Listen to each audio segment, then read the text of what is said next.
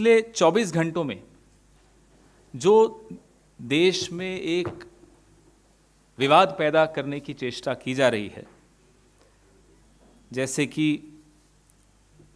देश की छवि जिसमें धूमिल हो, देश की जो सुरक्षा एजेंसीज हैं, अलग अलग जिम्मेदारी है उनके पास, उनकी छवि धूमिल हो,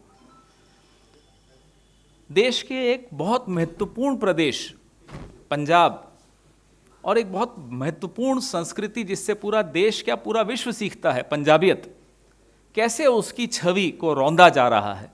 एक षड्यंत्र के तहत मैं तो कहूंगा कि उसे रौंदा जा रहा है, ये पूरा विश्व देख रहा है। आखिर कारण क्या है कि आप सरेआम, और देश के आप राजा हैं, प्रधानमंत्री हैं, दूसरा टर्म चल रहा है आपका, 303 सीटें हैं आपके पास, कई राज्यों में आपकी सरकार है, लेकिन आप देश की छवि के साथ खिलवाड़ करने में एक मिनट नहीं लगाते, आप और आपकी पूरी पार्टी और आपके कुछ करीबी मीडिया के साथी। ये क्या हाल बना रखा है देश का। तथ्य सबके सामने हैं, कोई तथ्य छिपा नहीं है किसी से भी। यह तथ्य है कि आखिरी मौके पर हेलीकॉप्टर की जगह सड़क मार्ग पर जाने का निर्णय भटिंडा एयरपोर्ट से फिरोजपुर जाने का लिया गया। यह भी तथ्य है कि एक एसपीजी प्रोटेक्टी की मूवमेंट्स का रूट, इन सब का निर्णय, अंतिम निर्णय एसपीजी लेती है और बाकी एजेंसियां उनकी सहायता करती हैं, राज्य की पुलिस उनकी सहायता करती है। सब तथ्य हैं, मेरे को बार बार दोहराने की आवश्यकता नहीं, आप हमसे ज्यादा समझते और प्रधानमंत्री यहां आप और हमसे ज्यादा समझते, उन्हें मालूम है ये तथ्य है। फिर इन तथ्यों को तोड़ मरोड़ कर पेश करना, जो शब्द कल प्रधानमंत्री ने कहे, कहा जाता है कि उन्होंने कहे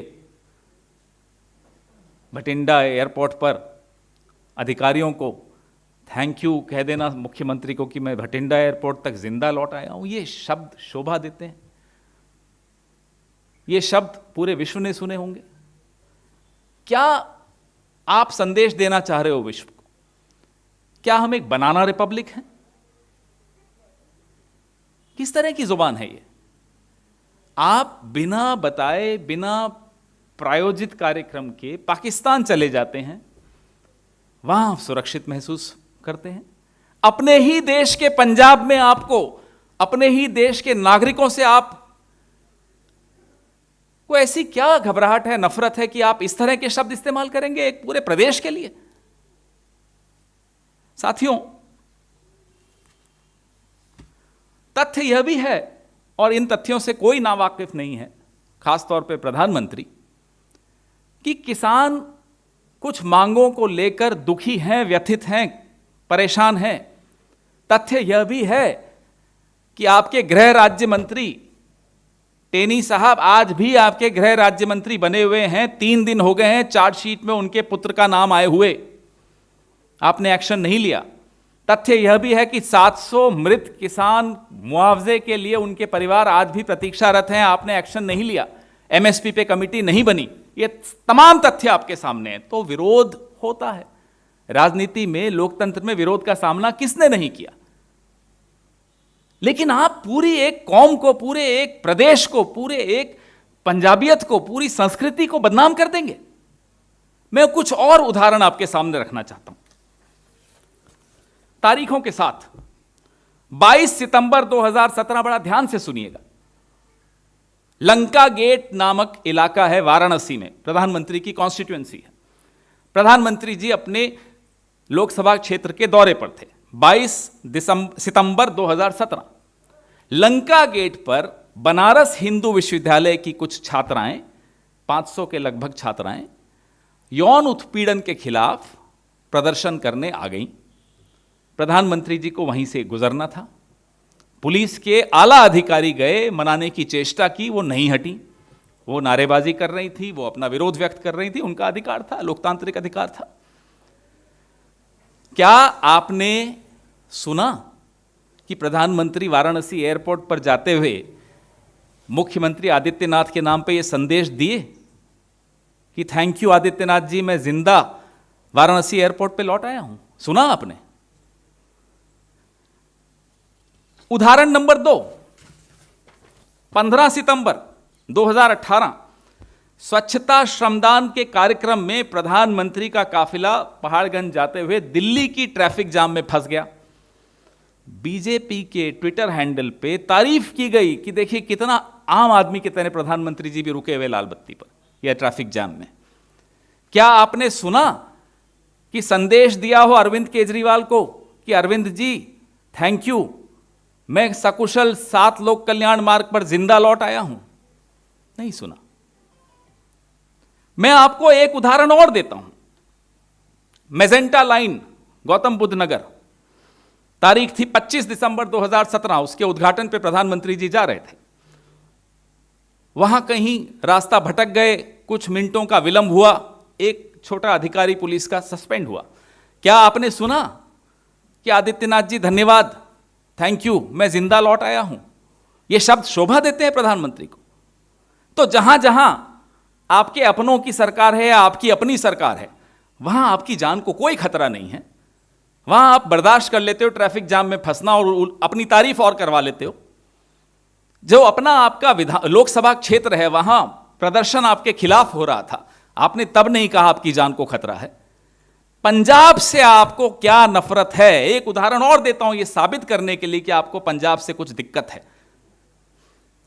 2017 का गुजरात का चुनाव, यह देश नहीं भूलेगा कि देश के एक भूतपूर्व प्रधानमंत्री डॉक्टर मनमोहन सिंह, देश के पूर्व सेनाध्यक्ष दीपक कपूर, जनरल दीपक कपूर, देश के पूर्व उपराज्यपति हामिद अंसारी के विरुद्ध गुजरात के चुनाव प्रचार में प्रधानमंत्री ने क्या कहा था कि पाकिस्तान के साथ मिलकर मेरे खिलाफ षड्यंत्र रच रहे हैं। देश के प्रधानमंत्री के खिलाफ, देश के पूर्व सेनाध्यक्ष के खिलाफ।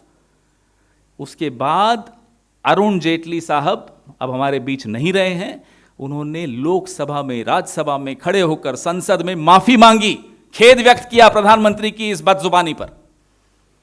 आप चुनाव जहां हो रहा है, आप किस स्तर पर उतरकर राजनीति करना चाहते हैं, हमें इस बात का जवाब दीजिए।